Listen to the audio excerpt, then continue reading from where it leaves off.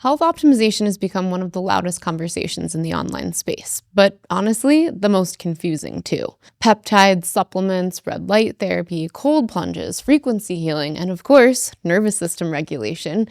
Everybody has a protocol or a stack, and they're all certain that theirs is the protocol that works.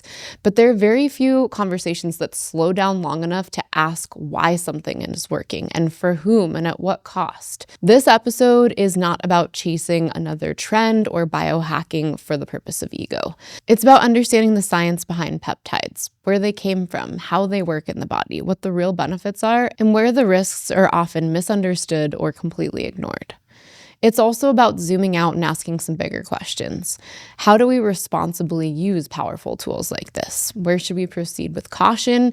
And what happens when optimization becomes disconnected from internal regulation, recovery, and of course, mindset? And finally, we're going to be talking about the role that technology should play in human health, where it helps, where it might actually be undermining us, and what human beings are actually capable of if we have the right internal and external conditions. This episode is a systems-level conversation for people who want to understand the depth, not just look for shortcuts. Let's welcome the mad scientist himself, Chris Duffin. Hey everybody, welcome to another episode of Decoded. I am here with the mad scientist, Chris Duffin. Welcome to Sandpoint, although I've heard this is not your first time here. It is not. My grandparents lived here for about 30 years, and I lived, right here in Ponderay for about a year. So wild. That never happens, you guys. I live in the middle of nowhere. In my mind, I'm like, is he going to be able to navigate his way here? Is he going to be able to find it? What about the snow? I'm like stressing out on your behalf, but you're basically local. Yep. I learned to drive in 4 feet of snow, actually, the year I got my license. So. Okay. So then you blend right in because he brought a snowstorm with him. Praise God. So I got to be on your podcast a few months ago, and I was really impressed by your knowledge of peptides and just your approach to science in general. So I was really excited to have you on the show. Our audience is very into peptides. I think in our framework of these episodes, we've really only just scratched the surface. So I'm excited to see you take it even deeper. I've been on my peptide journey since about June of last year. I've lost 30 pounds. All of my chronic autoimmune symptoms are completely gone. So I'm sold. I'm a believer. I took my injection this morning, and I always tell people I hate swallowing pills so much that when people are afraid of doing injections, I always tell them, listen, God's honest truth, I would rather inject myself than swallow pills. It's like not even a close call. Yeah, it's so easy. Mm-hmm. And it's been interesting how normalized it actually has become in the last few years, particularly around peptides. And I'm in the strength world, so I say it's analogous to CrossFit's impact on like barbell sports, where people come into a gym now and go, "Hey, I'm interested in, lifting weights with a barbell" as their first time, where before that was totally not the thing. Yeah, they wanted the machines. And I think that the GLPs really had that kind of CrossFit type approach where people are like, oh, an insulin syringe, like that's totally a normal thing. It's not like some sort of, underground, steroid or, just like this. It's taken a lot of the stigma and normalized it. And then more people have experience with it. And it really is like a non-thing once you start doing it. Yes. The only thing that I've run into lately, and I can't really tell why, because for 9 months, nothing. And then all of a sudden, it just started hurting. And I do it the same way that I always did it. So any thoughts on why it would suddenly start hurting? Yeah. So our bodies that is one of the few side effects that we can get from peptides is a little bit of a reaction to it. And a lot of times that's to the water that's in that. So typically they're reconstituted with a 0.9% benzyl alcohol. Some require acetic acid. There's a few other other variations, but there's also some variability between manufacturers of those products, right? And, they can be pure, but there's certain levels of, you can also just develop a histamine type reaction. Right. I think I just put it together when you said that. It's a new batch, and the whole new batch has hurt more than the previous batch. Yeah. And it did come from same company, but a different 501, 503A pharmacy. Try changing the reconstitution fluid. It doesn't mean there's anything bad or wrong with what you've got. It's just that reaction with your body. And the worst that it can get is it'll get a little red and swelly, which gets really annoying when that starts happening. So if you can't resolve that by changing that out, switch to you can take a little bit of time off as well to give your body a little bit of break. Again, try different reconstitution fluid. And then you could also look at some anti-inflammatory peptides as well. There's more that we could dive into, but generally that's going to resolve most of the issues. Or changing the site. I've had the issue in particular with GHK-Cu, which I know for many people can hurt. So why does that one hurt so damn much? With the GHK, finding a different spot. So that one does cause some issues. It is such an amazing compound, though. I had to do it. An injection in a spot was almost unbearable for a period of time. I was doing some construction on my home, and I was testing boots because I'm a shoe and boot designer. I love foot mechanics, and so I was testing some other company's boots, and I slipped, and the shovel, I drove it just like this and took my big toe and bent it completely backwards. And it didn't heal for a couple years. I went in, it tore the ligaments. Was making no progress. And so I'm like, I have to localize those injections. So I started doing them into the joint, and it was insanely painful. That's when I was finally like, okay, you can cause some serious pain. But after 2 years, within a week, and I went back to my podiatrist, he's like, you need to keep doing that again. He's like, you're actually healing now. Yeah, whatever that was. But I was only able to sustain it for like 2 weeks because it was just excruciating. So the spot differs. The spot you can imagine going towards the joint in your foot and it being GHK. I literally can't imagine because I just did it in my belly fat, and that hurt for a while afterward. So one of the things. Intramuscular is usually less painful than subcutaneous. People don't realize that. They think it's the opposite, but it's actually less painful. So you can try that, or just try some different spots that may have less sensitivity for you. What are some better IM spots? For IM would be the shoulder. Shoulder would be really, really good. You could try that with a sub-Q as well. A pretty interesting hack, which actually is coming from the female audience now getting into peptides, which they're always amazing at coming up with good ideas. Using a hair clip on the skin. Oh, that is smart. Isn't that? It is really smart. It's clever. I never would have thought of that. So my wife was telling me about I haven't tried that yet, but I'm like, that's pretty damn smart, because there's some areas like I couldn't do a sub-Q in my shoulder because I only have one hand.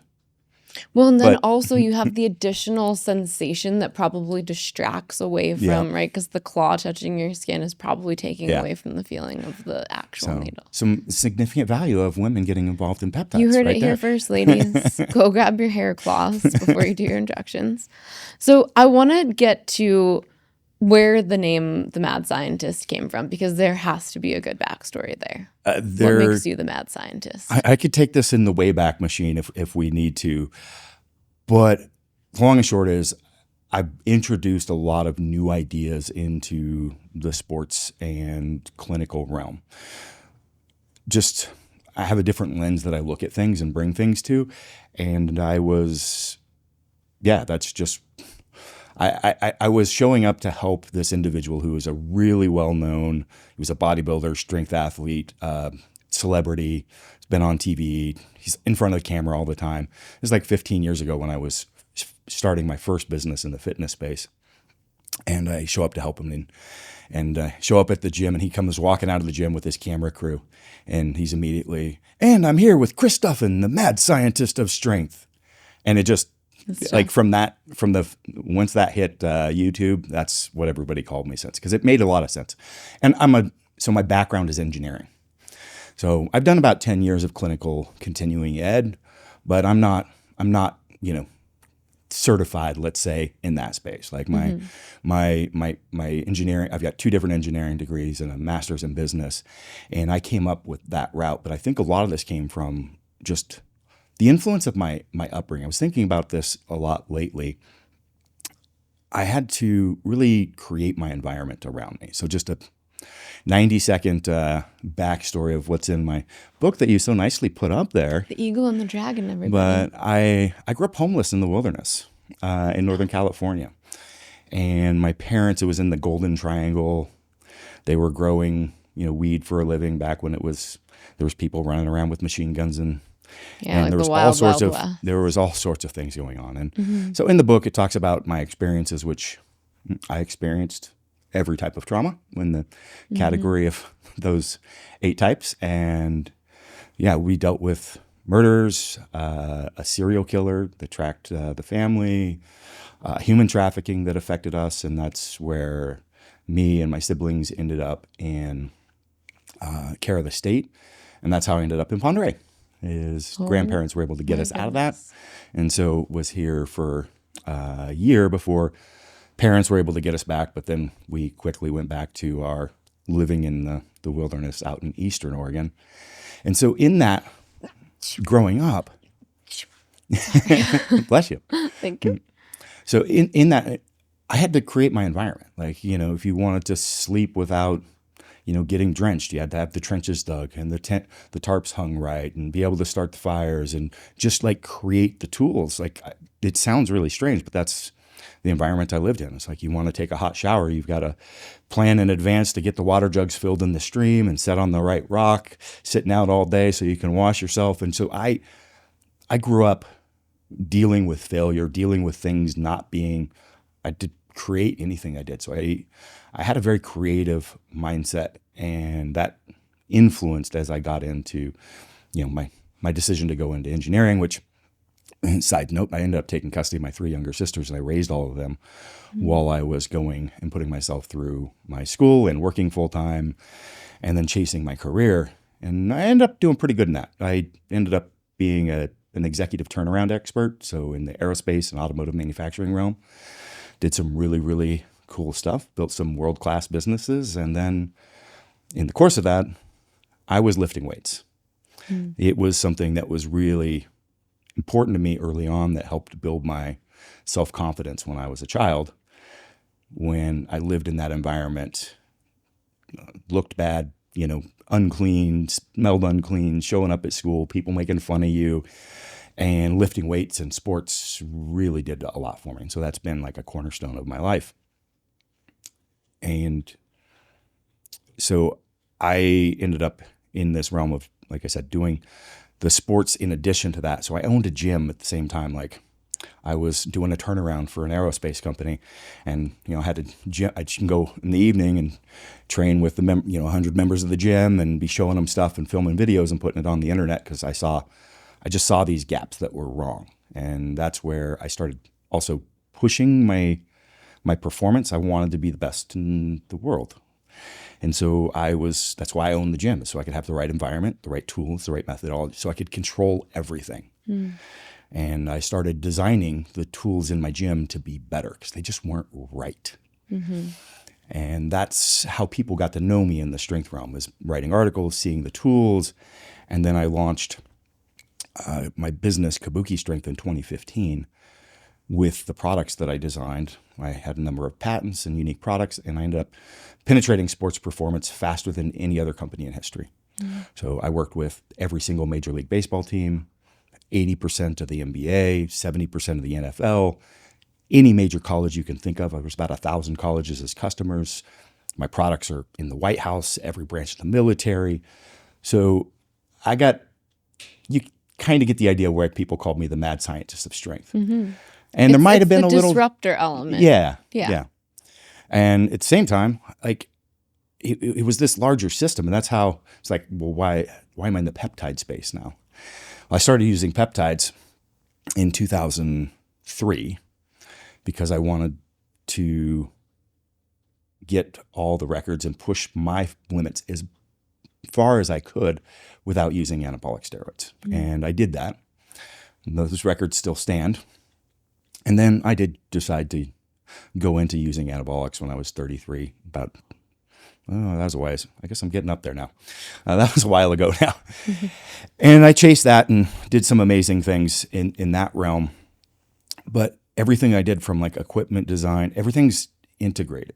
Like my philosophy of how I look at the human body from a biomechanical standpoint. Like my specialty was in spine mechanics and foot mechanics. And those are kind of the top two areas if you're taking a global look at the body and how it operates and where dysfunction derives from. But as you improve those and you get better with your movement, we can actually train in a way that sends better signals to the body to grow tissue and to adapt in a different manner, which is literally the same kind of signaling that we do with peptides, right? And then it all starts working together. Like if we're able to get those signals aligned, and we're also pushing those same via non-redundant pathways, via peptides, via supplementation. So exercise is one modality.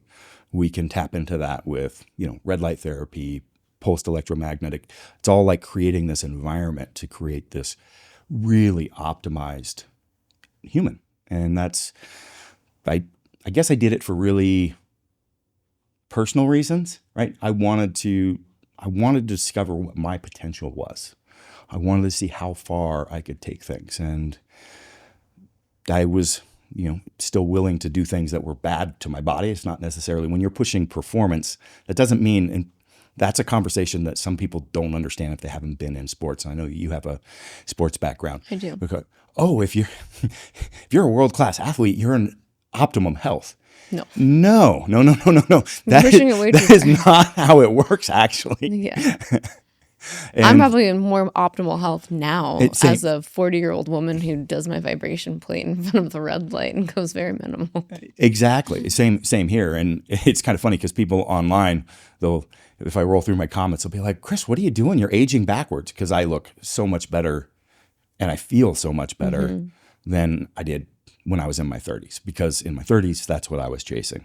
And I was aging fast and I had so much stress in my body on top of like all the trauma, stress, and things that I carried from childhood. I think some people see the visual signals of potentially low body fat and decide that low body fat visual muscles means that you're in peak performance. Which is not how that works. Help us debunk why that is not true. Because I know for sure it wasn't true in my body.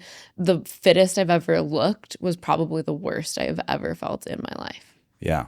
I mean, it's a balance of nervous system, sympathetic and parasympathetic tone, the amount of stress that's in your body. Like to push in that hard, you're driving your systems hard, which is putting you're taking too many withdrawals from the bank, right?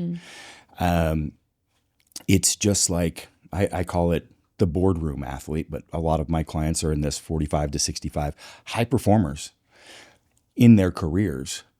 But they have some of the same things, maybe not from being an athlete, but it's the same, like driving your mind hard, your body hard, like running on that red line of stress all the time isn't good for you. Now, we have to have stress to adapt. So if we think about this, it gets back to the very most basic training principle there is. And it's the principle of not human life, any life. It's the SAID principle, specific adaptation to imposed demand.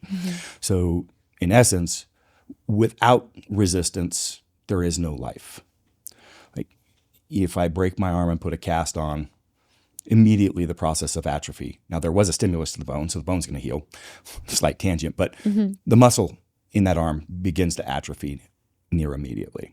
I've experienced it. It looks like a little twig afterward. It's very scary. So if we don't use our body, like that process of disease and waste, overspeaking a little bit, atrophy, maybe a better word, starts to happen. And the same thing with our mind to emotion. Like if you don't use it, you lose it.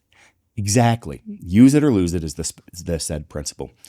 Now, that in an athletic environment or some of those others where you're pushing that modality, you're pushing and ensuring that you have that stimulus response. But if it's too far down, you're always going to be able to swing back and come back stronger from any sort of event.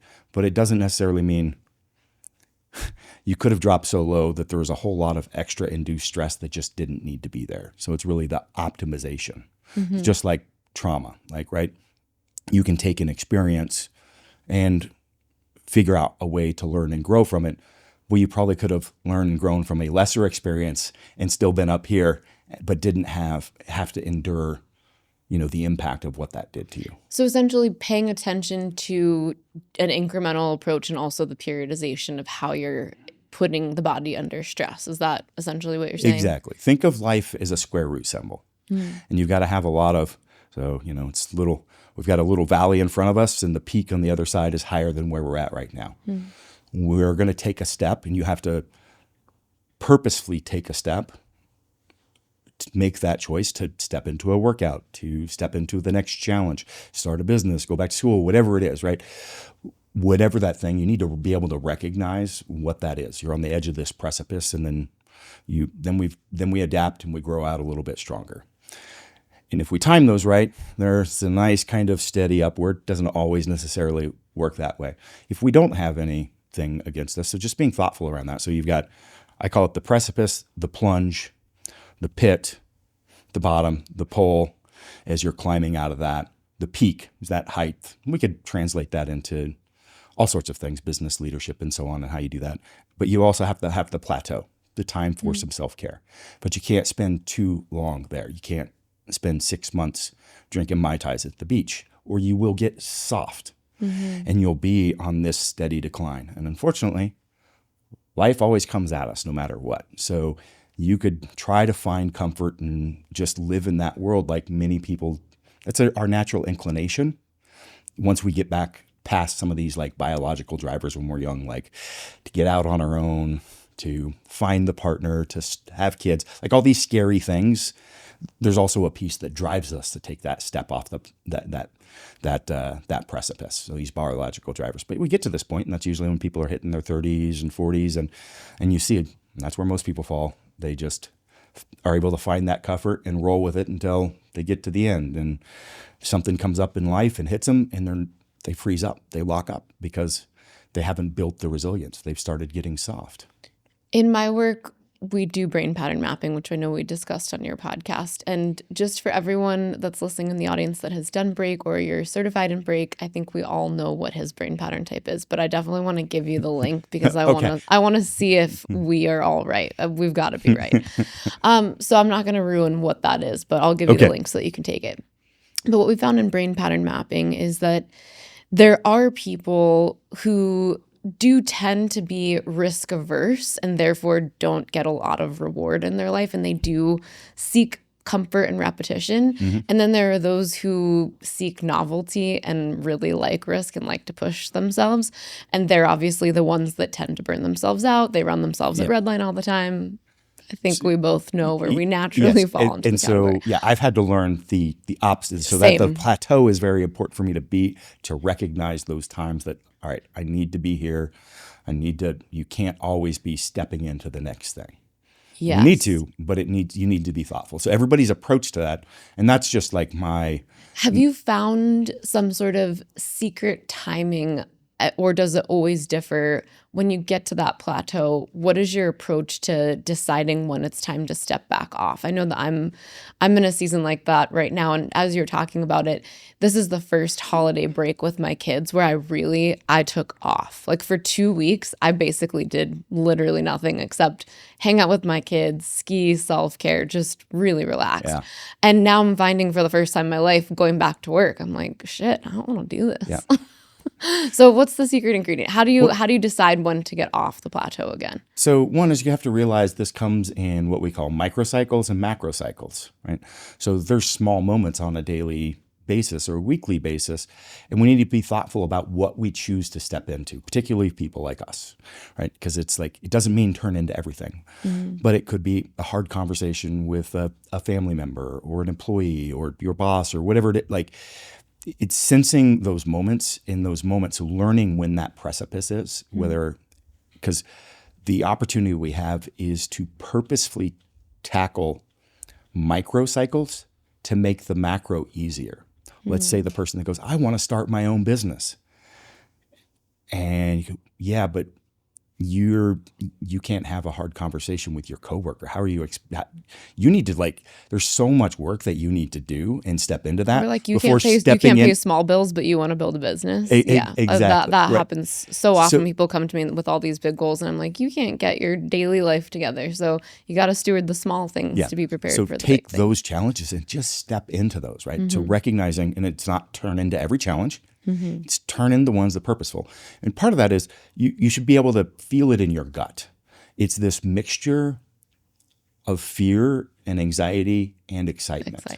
So that's why I talk about the biological drivers, because it's like, hey, there was a time when you were in your life, there was a hot number sitting over the way at the bar and you didn't want to go introduce, but you did too. Like you were and then there was all right, same conversation happens about getting married or having kids and so on. Like those mixtures of that feeling. Yeah, the positive and negative blended together. It's turning in your gut. So, and that's where the easy thing around a hard conversation, you want to resolve it, but you want to avoid it, right? You should feel that in your gut. So that is part of recognizing those precipice moments, those opportunities. And from there, once you've taken that step, we need to learn as much as possible from that. And so that's in the plunge, every step is recognizing where you're at and then what to do with it. So that precipice is being able to take action and recognize. The plunge is being able to look inward at those emotions that are coming at you when you're in that whirlwind of, oh my God, what have I done? What's on the other end of this?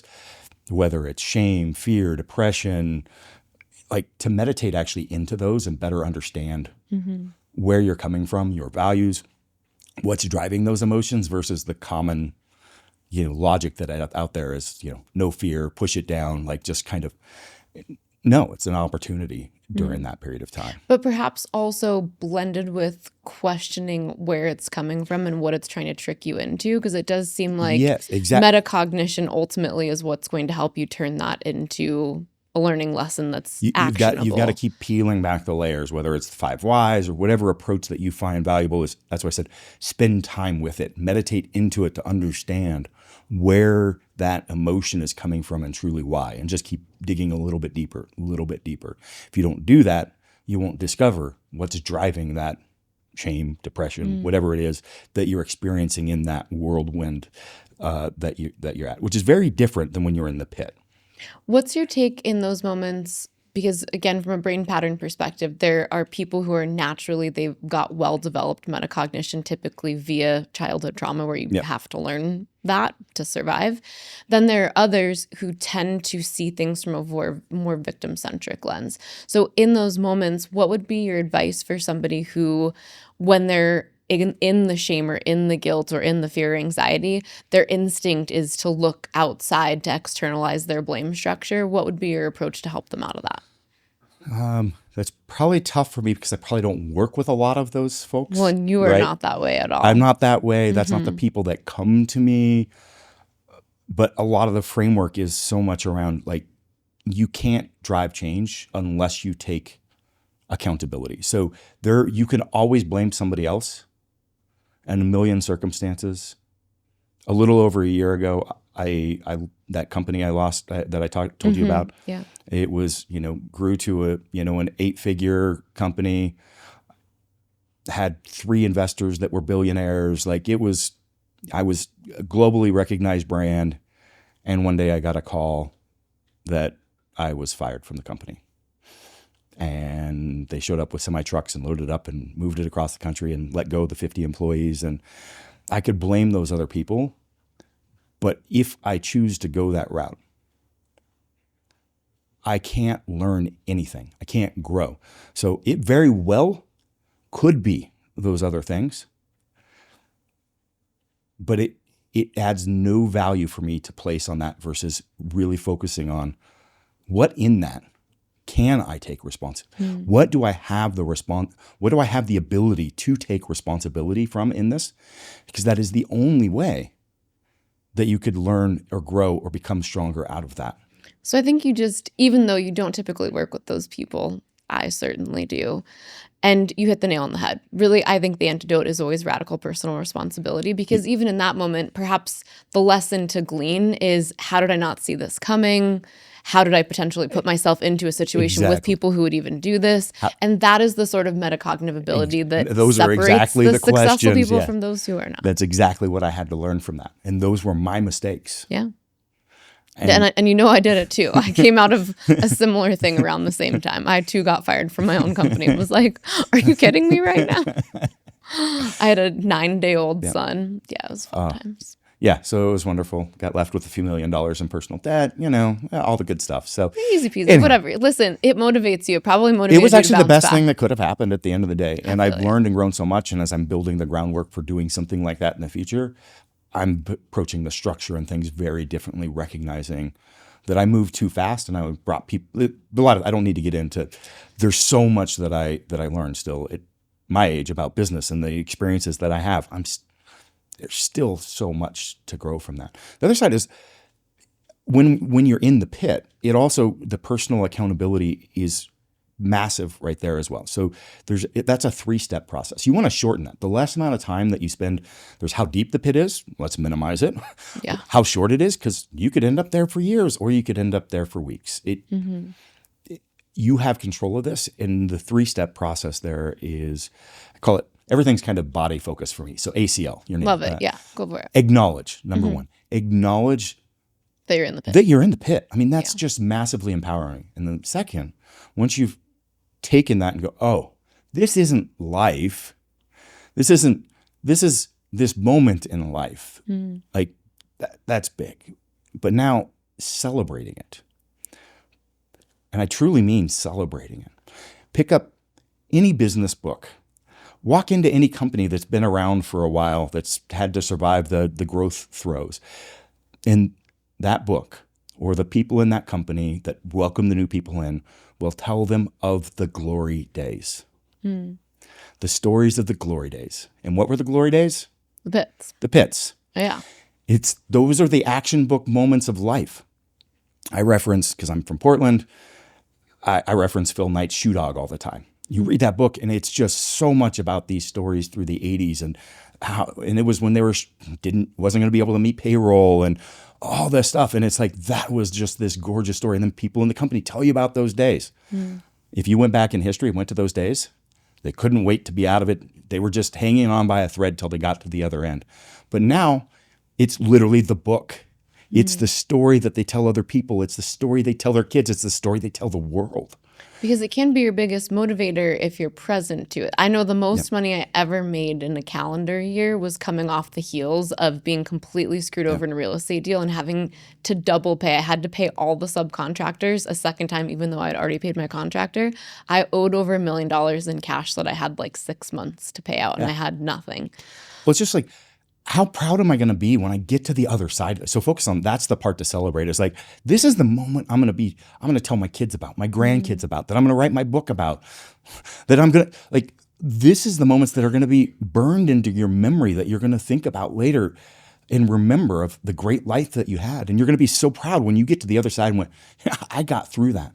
So celebrate. And then as you're celebrating, you can now leverage that. Yeah. That's the last piece, is exactly what you're talking about, leveraging that to now it's important. You care. You know how much you're motivated to bring about your best performance and your best year. Right? So that's the process in the pit. So from a brain pattern perspective, there are people on the left side of the brain pattern spectrum, for those people who have watched consecutive episodes, who don't naturally have problems with this because they are not naturally oriented toward thinking that something's going to last forever. They tend to skew more toward positive self-deception and kind of like, well, this sucks now, but like, I'm going to pull out of it, right? They've got higher levels of self-trust, higher levels of self-efficacy. What I've found is that the people who are on the opposite side of the brain pattern spectrum, let's say they were to follow the acronym you just gave them, which I think is brilliant, by the way, I love it. What's naturally going to happen for them is as soon as they do get out of it, they're going to go to, shit, what if this happens again? So it's almost like they start bracing for it to happen again. Have you seen this with people? Because I don't think this would happen to you naturally. It wouldn't happen to me either. When I'm out, I'm like, praise God. Like, this is great. But some people, as soon as they get out of the pit and they are doing better, it's like their brain has these echoes of making them believe that they could actually go back into the pit at any moment. Yeah, that's the fear blinders, right? When you have fear, so the opening of my book, I'm 6 years old. I'm living in, well, actually, I got beams lashed up in the trees. We all do, each of the family members, because there's rattlesnakes, running around. So we're sleeping in the trees at night. That's so and wild. I've got a live rattlesnake in my hand because I've been taught how to capture and handle live rattlesnakes. Because I've all got my three-year-old brother with me, who I'm supposed to be protecting. Oh my God! And I know how to handle him. I've been taught how to, and I've got it, held right in the right spot that it can't control. It's wrapping around my arm. Just this slithery cold skin, and you're looking at that snake, and all its entire intent is to strike and kill you. That is everything. You can just see it in its eyes, right? If I let fear overcome me, I'm dead. If I freeze up, I lock up. If I have no fear, if I don't respect the signals that fear is sending, I'm dead. So your ability to manage fear, if you let fear overpower you and create these windows and blinders. So when you have that worry of like, what if, you start thinking about this, catastrophizing this situation and thinking about all the ways that it could be going wrong. And what that does is it shuts off the creative windows for what your potential is. And it takes you out of being present, so you can't even focus on what's in front of you anyways. So what I have people do is spend time imagining right now that has happened. In this moment, everything's been stripped away again. You've got nothing. And really spend some time, maybe days, weeks, thinking about like right now, I don't have a way to make ends meet next week. Got no paycheck. Whatever it is your fear is. I lost the house. Whatever your fears are. Be in that moment. Meditate on that and go, what would I do if that was the case? Where would I go? What would be my next move? So kind of intentional exposure in your mind to it to desensitize, but also to train you somehow. And to allow you to see the opportunities. Going, you're spending all this time worried about that's going to happen, how to prevent that from happening, instead of going, oh, if that happens, I have all these assets of my knowledge and my skills and all the things that I built and my confidence and my resilience, and what would I do and where would I go and what would those next move? And you would see the landscape open in front of you of all these potentials going, if I had to start from, this is what I'd really want to do. I would want to be, and it's slightly over here when I'm actually on this. And then, okay, now let's come back. Once you've done that exercise, come back to the reality of, oh, you haven't lost all that. Everything that you have and where you're sitting right now is a massive bonus. And now I can use that and leverage and maybe redirect where I'm going as well. Yeah, kind of because bring those the fear two things has congruent. closed so much down that you're not seeing the actual opportunity that you have to work with right now. So last September, year ago September, that's exactly where I was. Monday, lost everything. Tuesday, I wake up and I tell my wife, this is awesome. This is where we're going. These are the things we're doing. It was literally a one-day process. I allowed myself a day to go, this sucks. And it turned that quick. I knew where I was going and what I was doing. Like, I was so constrained. Like, I've been doing this stuff with peptides and cellular medicine and biology for quite some time, longer than I've been doing the equipment side. That was all an output because I saw the gaps of like what we were doing in training that wasn't aligned with our cellular biology. So I was creating the tools that allowed that to happen through changing those peripheral neurological inputs by changing how the load sits in space. Did some really, really cool stuff. That's why I penetrated so fast. So, but I couldn't talk about all those other pieces, that this was just one part of this larger system. Why I had a shoe company, why I had a supplement company, that they were all tied together from a philosophical standpoint of how we operate at an underlying level and how we could leverage that. But talking about peptides was completely offline with the investors and board that I had. Like, I couldn't broach that. So I had some of top docs in the world and coaches that people knew that I did that. But it was all behind the scenes. So I was educating and mentoring folks, and, I wasn't able to share that with the vast amount of people that followed me. I mean, I couldn't even share the memes that I wanted. And, it was, and so just going, oh, that just opened the world to me. And you wouldn't be able to see that if you have those fear blinders on. So you need to respect fear, but we've got to be able to have some tools. And I just shared one tool of how to strip those away, and some practice to be able to open and see the creativity, because that's what gets dampened when the fear blinders are on. And if you're naturally control oriented and feel like you have to know what comes next in order to make a decision, you've already all but ensured that you can't be creative, because you can only be creative and adaptable if you somewhat surrender. I think sometimes people take it too far, and they think that surrender and recklessness are the same, but they're not, right? Surrender has I understand what could happen. I understand what I'm looking at, but I'm going to choose to let it unfold. Yeah. And my wife is more of that control side. And so I've had to have that influence during our life. And she's, a lot of my business approach and other approaches is like, we can think and plan, which I love doing. I'm an engineer and super detailed. That's what I do. But at the same time, I know no matter how much I've watched engineers spend 2-3 years designing this project to go into an automotive application. And then when we set up the line and run, they didn't think about this thing, right? And it's like, we could have mocked that whole thing up with cardboard and duct tape and put it out there and started, but it wouldn't, but it's not ready. The sooner you go, the sooner you learn. So it's duct tape and cardboard. Just move. You don't wait for perfection, because there is never perfection. It's always some level of iteration. So the practice of doing that, and it takes time to get comfortable with, like, okay, if you're typically a control person is very perfection oriented, like, we're going to get there, but it's always a step. What's the North Star? Where do we want to be? And this is actually based on a lot of Japanese manufacturing philosophy stemming out of the 1940s influence of Dr. Deming.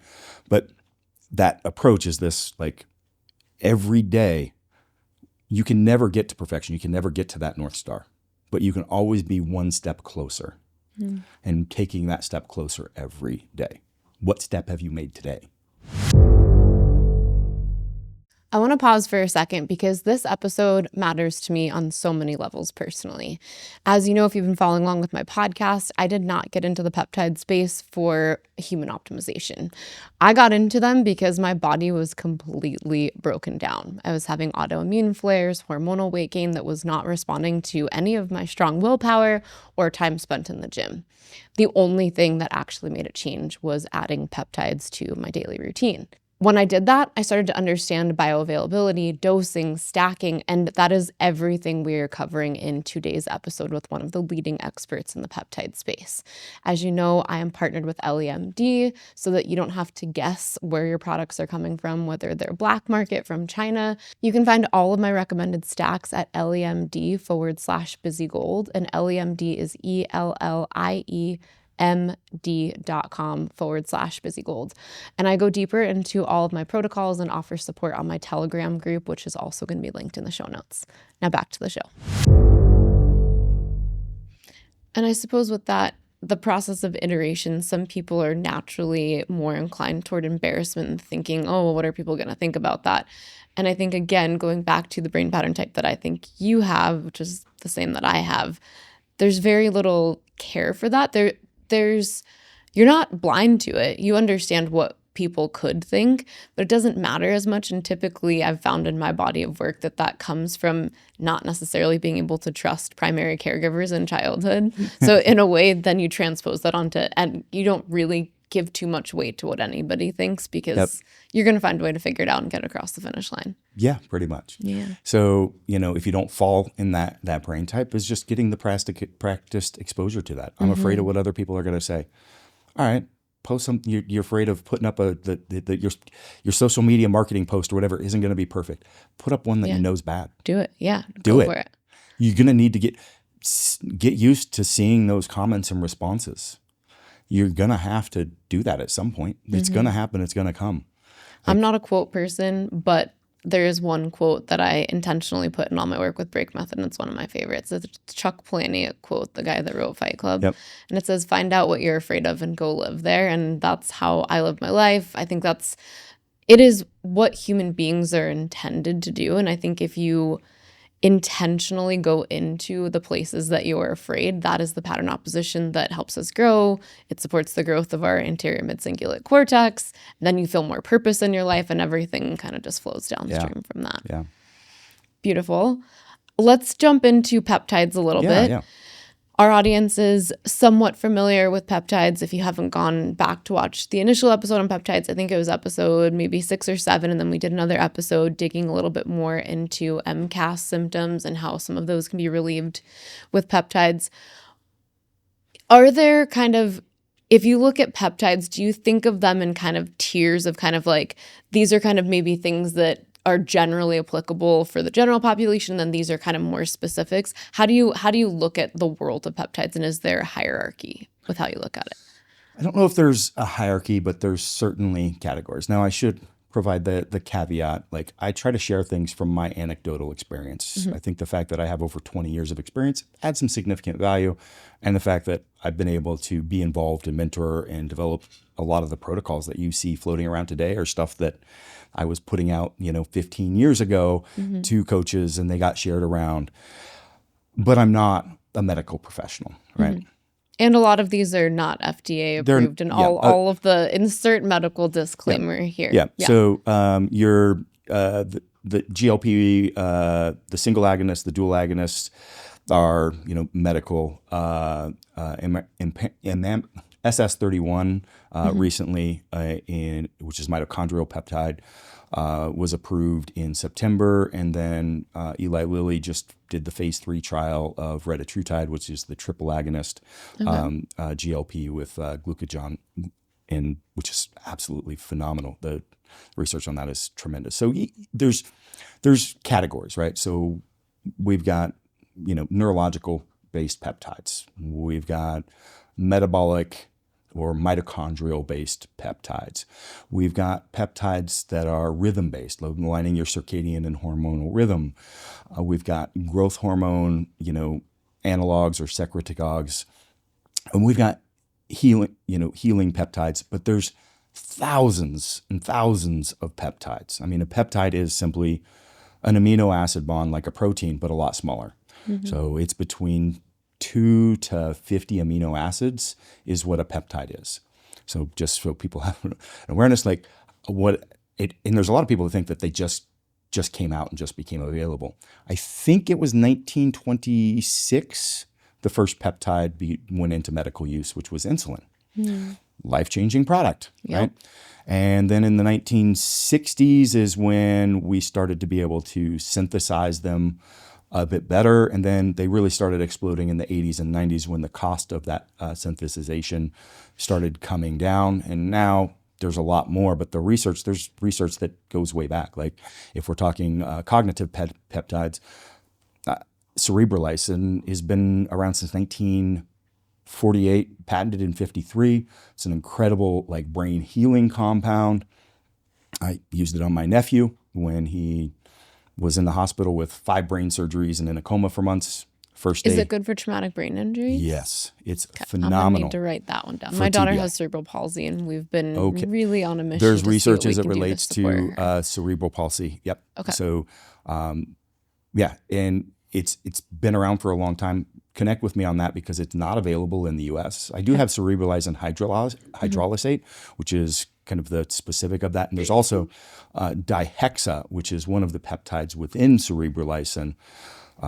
Cerebrolysine is basically fermented pig brains, but really, really incredibly powerful. Dihexa is the specific peptide and it's like 10 million times more powerful than brain-derived nootropic factor for repairing the brain. So there's some really phenomenal. I was just watching a gentleman he had 15 TBIs, and essentially he tried to kill himself. He could barely talk, wasn't fluent, and he used cerebrolysine and dihexa to become a fully functioning person in less than a year. Yeah, that's my daughter's most affected in her speech, and she's annoyed. I don't know another way. She's like almost 16, so some of it's teen hormones, but before she just kind of accepted it to some extent, and now every day she's pissed. Understandable. So those are some really great peptides as it relates to actually repairing brain structure, right? So cerebrolysine is, it's a neurotrophic, not a nootropic.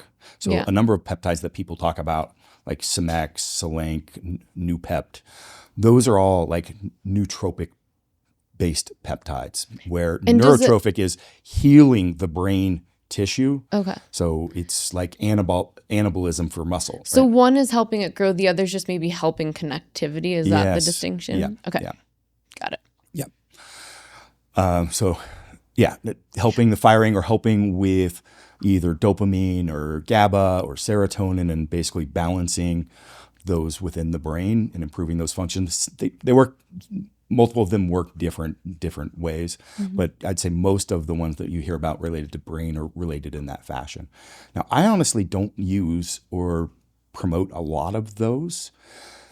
I have found that if we dive into basically neurodegenerative diseases, so Alzheimer's, Parkinson's, things like that, what we see in the driver of that disease is lack of fuel for the brain. So the mitochondria that breaks down with age or stress or TBI or any number of those items starts breaking down, and that mitochondria creates that ATP that is the fuel that we run off of. And that in the brain, which is highly glucose dependent and being able to convert glucose into ATP, that's the deficit. And so that's where like SS31 just came in. It's a great neurodegenerative compound.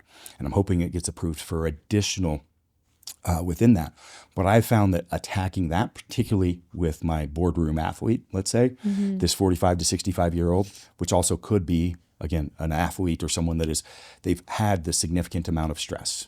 Maybe they haven't had the sleep that they need, not eaten as well, the alcohol, the exposure to tons of fluorescent lights and not getting the light, sunlight exposure, all this stuff leads to mitochondrial decline. And what do we commonly call that? Brain fog.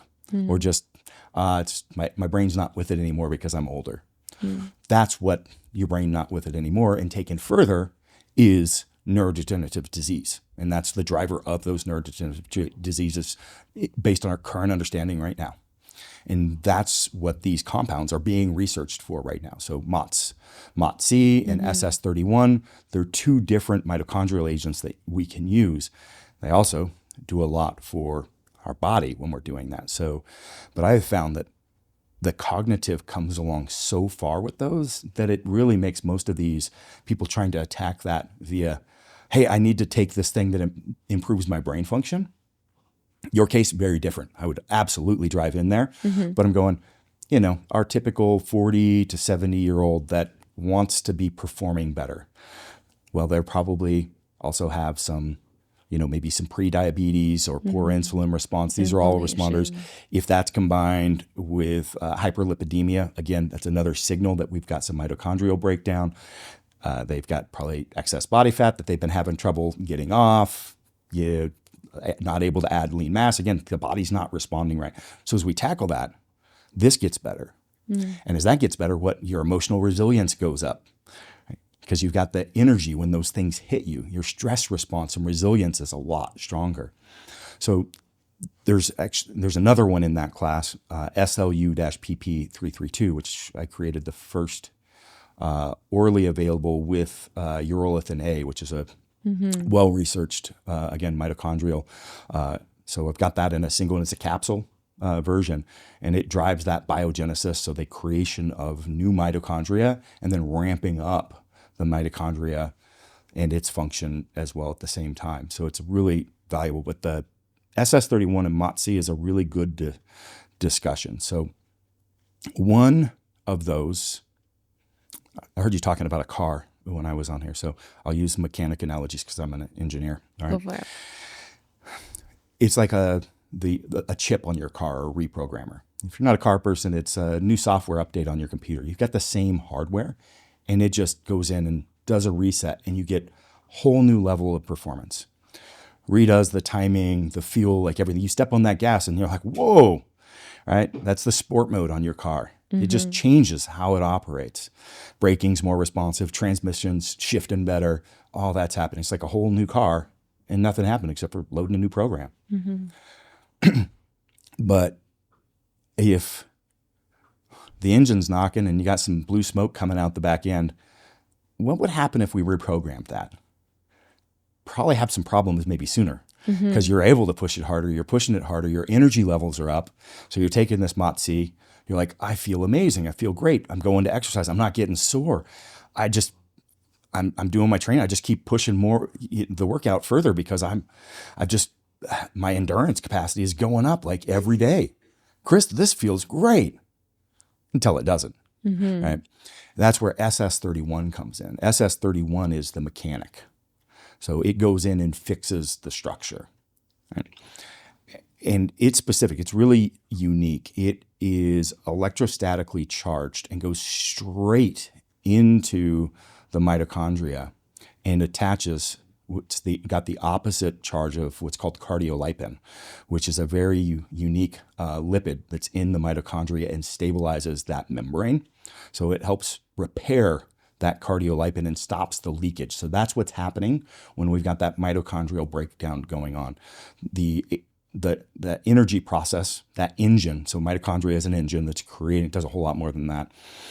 Everybody loves the powerhouse of the cell. It's way more involved than that. Our understanding of mitochondria, particularly over the last 5 years, is just, the science is just really taken off. But as it relates to this, it's that engine that's producing that, and it's leaking. It's just not very efficient. Well, as it's leaking, we've got reactive oxygen species developing. So we've got all this oxidization that's building up, and that just starts everything's building on everything and getting worse. And that's where the energy levels are going down. Maybe your blood sugar's getting off, your brain fog's kicking in. Like all these things are starting to happen and degrade. And you're like, it's just aging.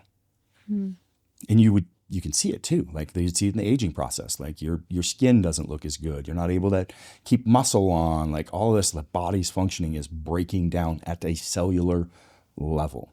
And so cardiolipin goes in and fixes that structure. And that's why it's in research and actually now approved for at least one neurodegenerative disease, because it is so unique and just drives straight in, and it purposely attaches to that cardiolipin, which is unique to the mitochondria. Is that something that you would have to cycle, or is that something that you would just be on hypothetically? So like the For a mechanic, long period of time. you shouldn't need to run it continuously. But like the mechanic, if I dropped it off every night and they went through and changed the oil and did a tune on it, it wouldn't do anything bad either. Okay, so there's no potential right. downside. They're just So SS, other than out of your pocketbook. Right. Same as the mechanic, right? And be expensive. So this is how we'd think about using those. So MOTS-c, for example, you would use that like on your high energy days. Like, hey, I've got a board meeting, or these are my exercise days. 2-3 days a week, you'd run a dose of that, and you could run it, say 8 to 12 weeks. Well, I'm taking my car out to the track for 8 to 12 weeks during track season. I'm going to take it into the mechanic at the end of that. Probably going to start taking it in before, because it's going to start wearing. So maybe the last 2 weeks of that, I start taking SS31, then I run SS31 for 5 weeks. Okay. I could overlay it the whole time if I wanted, right? Or I could keep running it through the whole year if I wanted. It does have a nice leaning effect and other positive effects. I like it. I run it fairly often because, well, I have a peptide company, so Why not? but certainly not something. But if I'm starting from the point of like, hey, I've got this breakdown. So this is where most of my people coming to me are in this, like they've hit that wall. These markers starting coming in. I'm typically going to start them on SS31, right? And then maybe towards the last, like, hey, let's run 4, 5, 6 weeks SS31, and the last couple weeks, all right, let's start taking it to the track. We start putting them in the MOTC or the SS or the SLUPP, and now we're working to performance optimize. Now, if we're talking somebody that's younger, like in their 20s or 30s, and they don't have that breakdown, and they're just like, I'm prepping for something or just wanting to enhance, you just go straight to the MOTC. You don't need the mechanic, right? That would be the approach with that. But these are tremendous for your brain and your body and your emotional resilience as this all starts hitting you. Right? And so that's some of my go-to. Now you combine that a lot of times with some healing peptides, which sounds like you're probably taking some GHK. I call that the third, it's the master craftsman. So you had real estate background. So most people have heard of BPC 157. BPC 157, that's the site crew. That's the workers. Okay. They're taking the raw materials, and you've got a house that's, let's say burnt down. We're going into that, and they're taking that and they're doing the building blocks, they're following the plan, right? And then we've got, let's say the site foreman, taking the blueprints and going, all right, workers, build this house out. TB4 or TB500, which is an analog of TB4, would be the architect. Okay. It'd be the one with the 3D structure that's impacting that cell structure itself and telling the foreman what to do. Those two work together. They also have some anti-inflammatory impact. They also enhance what's called angiogenesis, which is what needs to happen when you hurt something. That the inflammatory response itself is something that starts creating new blood. Angiogenesis, fancy word for creation of new microcapillaries, new blood cells that are feeding that area and doing the repair. What does that do? That brings substrate material in, and also clearances the waste products as it goes out, which is another important discussion, is around having the right substrate material to work with from a nutrition and supplementation standpoint, the waste products coming out, and clearance. So we've got that. And then GHK would be the master craftsman. So GHK has 4,000 different pathways for improving healing. And it takes it to the next level. So it affects a lot of your white tissue, your tendons, the ligaments, skin, hair, nails, things like that.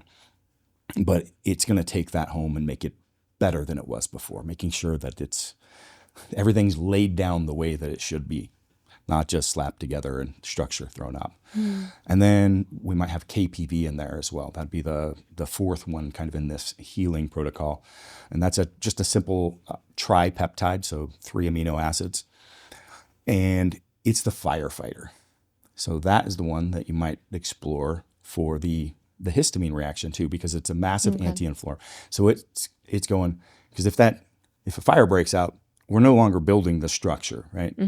So KPV is making sure the body doesn't over-respond, that it responds appropriately, and those inflammatory stay in control. Everything's all right. Let's keep this process going. So you think of it more of insurance. It also rolls into autoimmune. So it's big for autoimmune. A lot of times KPV is taken orally because it does affect that mucosal tissue as well. So it's really great for the gut and the lining, but the injectable version works as well. What is your take on oral BPC? Because I see that a lot, and even like BPC patches and things like that. What is are those snake oil, a scam? Are they legit? If they're bound to an arginate salt, they are bioavailable. And BPC is actually derived in the gut ourselves. So body protective compound is in the gut, and that's where that's from, but it needs to be bound to arginate salt to withstand the pH of the stomach. It's not going to be as effective taken orally, but it can also be more effective. If I've got somebody with any sort of GI issues, inflammatory, Crohn's disease, colitis, but also just we've got leaky gut or other symptoms that are going on, and particularly involved with any sort of autoimmune disease, almost always start people on an oral dose of BPC, GHK, KPV, and then a few other things, Lorazepatide, usually Tudka as You're well. talking to me, because I tried the injectable version of that, and I actually was not doing well with it. And I got diagnosed with lupus when I was 23, and a whole host of other things. So, which I remember from our first podcast. So I was like, oral for those ones. Oral for those. If you have those issues, because I think a lot of our audience is kind of autoimmune, chronic condition sort of audience. I don't make any money selling that. I buy it from this company in Australia. The formulator is really tremendous. It's LVLUP Health. We'll put it in the show notes. I'll get all the links from you. And I think you can do Duffin LVLUP. You can get a discount code on there. Okay, great. But yeah, it's tremendous product. You don't need to take it year round. It's something that you should see effects within 30 days. So, and so 1 to 2 months of the one product I'm talking about, because it has all the other compounds in it, zinc L-carnosine, like I said, the Lorazepatide, tributyrene, which is another unique fatty acid that is great for improving what I call the signaling terrain, the ability for peptides are just signals. And, if the communication lines are broken down, that text message doesn't go anywhere, right? So improving that. And that's what this product does as well, doing that if we've got that inflammatory response in the body, calming that down. And this is just theory on my part, but I see a tremendous change when starting with a month or two of this for those individuals. And they may still have to do that, once or twice a year, like things get out of control, or have some available where they take it for a few weeks, and then you just don't need to take it all the time. And my theory is it doubles up on the response because we're also affecting the vagus nerve, that mind body. So we're systemically having that systemic effect in the body at the cellular that those compounds are doing, but we're doubling down because that's also affecting the brain, and then that's affecting the outward neurology from that. So you've got two pathways when you've got that out of control. And that's what we really need to bring that systemic into control. So really, really powerful to go that direction. And then we might switch to an injectable after that. Okay. And there's a lot of anti-aging docs that prescribe those year round. They're safe, highly effective. I still think cycling is a good approach. So typically if somebody, like anybody that's, let's say 40 plus, is going to see a benefit of running an 8 to 12 week cycle a couple times a year of this. Like it's going to improve. There's a lot of things that go on with improving your recovery. You're just going to move forward. Your joints are going to feel better. Your skin's going to be a little better. Like the BPC and TB together also increase androgen receptor density, which is basically allowing you to get more from the hormones that you do have. Like there's a lot that's going on there. So you're going to find benefit. The copper levels in your body start declining, in your mid 30s and continue declining into, your 60s and 70s. So again, that is a great one to have in there. So that BPC, TB, and GHK, at least the KPV just depends on your inflammatory needs or autoimmune. But that a couple times a year for an 8 to 12 week cycle. But if you really like it and you're like, man, I want to run this all the time, go 12 weeks on, 4 weeks off. And you might go to, let's say, 5 days a week on, 2 days off. And that's just more of a cost save. Like if you've got like an injury and you're trying to heal it, take it every day. And take it till the cessation of the injury. All right. You don't have to take time off. This is just good parameters. But I do that 5 on, 2 off because that makes a vial of what I sell called the Glow product, which has all 3 of those. Last a month, makes it super easy. And it's pretty cost effective. And then we've got our rhythm and growth hormone analogs and all that stuff, which is really like just as simple. If we didn't get into the mitochondrial agents, like, hey, I don't have mitochondrial dysfunction, I'm 40 plus and I just want to feel and live better. That Glow product and a growth hormone analog timed appropriately to enhance your circadian rhythm, those two together are going to feel like you're unwinding the clock like 10 or 15 years. And have you gone into those ones yet, or you were just about to? I was just going to go to that, yeah. I have one quick question about cycling GLP, and then I would love to hear about those ones, because I know there's so many people in our audience who are currently microdosing Tirzepatide. and I'm also fall into this audience, so I'm curious, what technically could be good cycling behavior here? Because I did it for the first 3 months, and I was at I think it's the 5 milligrams, I think. Then I dropped down to 2.5 milligrams for a few months, and I noticed my weight didn't come back. My weight stayed where it was, but a lot of my autoimmune symptoms started to creep back. Yep. So I went back up just because to me it's less about the weight, and to me it's more just about not feeling like crap. Yeah. So what potentially could my future look like, and is there a beneficial way to think about microdosing tirzepatide as you look out into future months or years? Yeah. So just like,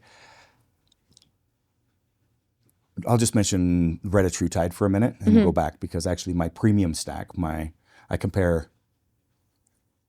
Yeah, let me just get into this. Yeah, do it. Retatrutide just had the phase 3 trials with Eli Lilly, and they were phenomenal. They actually did it on patients with osteoarthritis of the knees. Okay, in the study, the average weight loss was, oh gosh darn it, it was 70 pounds. Yeah, I remember I was looking at It was 68.8 pounds. An average of 30% of body loss. Now, that's the most weight loss of any clinical study in history that I'm aware of. If somebody finds something, shoot me a message and let me know so I quit misspeaking. So I'll put that I'm aware of, but I'm pretty confident that that's the most ever. But on the scale of 1 to 10 for pain,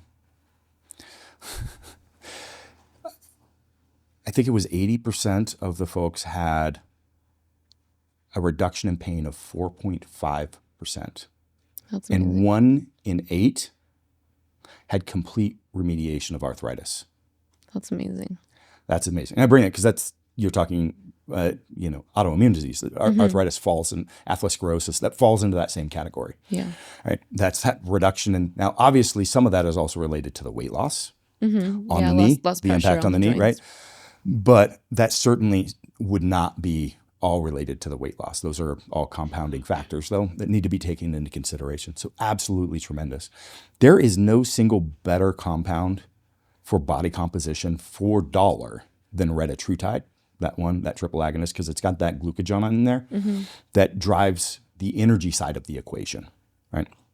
So we've got the Tirzepatide controlling, insulin response, having some of that anti-inflammatory, but then we've got the addition of the glucagon, which is increasing the energy use. So it's controlling that whole other side of that equation, but it drives it hard. So there's a cost of that. And so if you're using retatrutide, you will see like a negative impact on HRV, potentially not potentially, you will see an increase in your resting heart rate, because it's ramping that up. I already have a crazy high resting heart rate. Yeah, so retatrutide not be a good choice. Yeah. So I consider that like a Corvette, amazing bang for your buck. You want performance at the lowest cost, it's right there. But if you take Tirzepatide and combine it with MOTS-c and SS31, that's more like a Rolls Royce or a Bentley. I'm a Rolls Royce kind of gal. Tell me more. Yeah, exactly. So it's not for everyone, but for the people, it's the right high. What you're getting out of that, you're improving these longevity markers. You're doing, because we're driving still the mitochondria, but in a softer, cleaner way that is also more focused on the health side of those outcomes. So that would be that approach. Now the other, if you wanted to cycle those, is you could take that Tirzepatide Tirzepatide and go, I'm going to do that MOTS and SS combo that Chris was talking about in some time off, or some SLU, right? Where I'm going to get different pathways. So I'm not driving the same system, but I'm getting a similar results where it's going to, create some leanness. It's going to create some health and reducing some of improve my resistance. And that might have some effect on that. Maybe I'll put the KPV in there at that period of time. Run the oral BPC. So there's a great 8 or 12 week cycle that you could take. How much time do you think you could take off of the Tirzepatide without losing what you gained from it? Because I lost it probably in 4 to 5 weeks, like at least the physical symptoms. Yeah. pain So, and stuff like that. Are you talking the autoimmune or the? Yeah, just from the autoimmune side, because my weight maybe went up like ever so Yeah. slightly. It seems maybe like it was more just like I maybe was more bloated than I had been before, just Yeah. a little bit, but kind of more natural. But yeah, I think different sort of pain and like histamine sensitivity and some more of my MCAS related symptoms, they started to creep back maybe 4 to 5 weeks after dropping my dose to half. So taking that product that has multiple compounds in it, Mm-hmm. you should be able to keep those in remediation at that period of time. Okay. So maybe start that as you start tapering the dose.